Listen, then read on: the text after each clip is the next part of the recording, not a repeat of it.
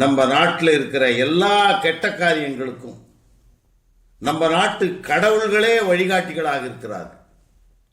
அதாவது சூது, வாது, வஞ்சகம், பொய், புரட்டு, திருட்டு, விபச்சாரம், குடி, கூத்தி, கொலை, ஜீவஹிம்சை, இந்த மாதிரி எந்த கெட்ட தொழிலை எடுத்துக்கிட்டாலும் சில கடவுளுங்கிட்ட இதெல்லாம் மொத்தமாகவும், சில கடவுளுங்கிட்ட இதெல்லாம் தனித்தனியாகவும் சில்லறையாகவும் ஏற்படுத்தப்பட்டிருக்கிறத நாம பார்க்கிறோம்.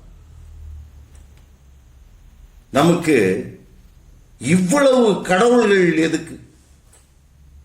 அது எப்படி வந்தது? பல்லாயிரக்கணக்கான கடவுள்கள் தவிர இன்னும் என்னவெல்லாம் கடவுளாயிருக்குது பாருங்க.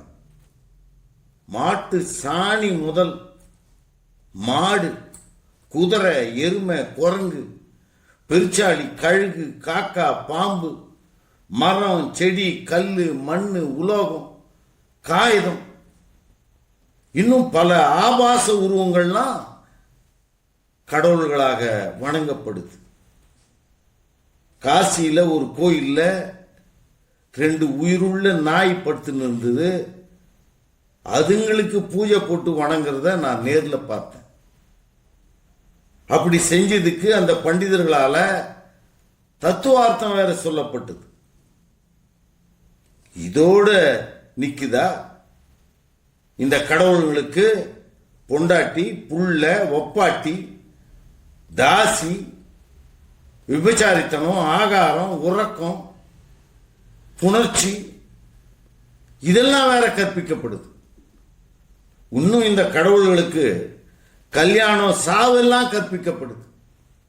கற்பிக்கப்படுறதோட தொலைஞ்சு போனாலும் பரவாயில்லை, செய்கையில செய்து காட்டி, அதாவது கடவுள் விபச்சாரித்தனம் செய்யறதாகவும், தாசி வீட்டுக்கு போறதாகவும், மற்ற வீட்டு பெண்களை அடிச்சுக்கிட்டு போறதாகவும் உற்சவங்களை செஞ்சு காட்டி அதுங்களுக்காக பல கோடிக்கணக்கான ரூபாய்களும், மனிதனுடைய விலை உயர்ந்த நேரமும், ஊக்கமும், உணர்ச்சியும் பாழாக்கப்படும்.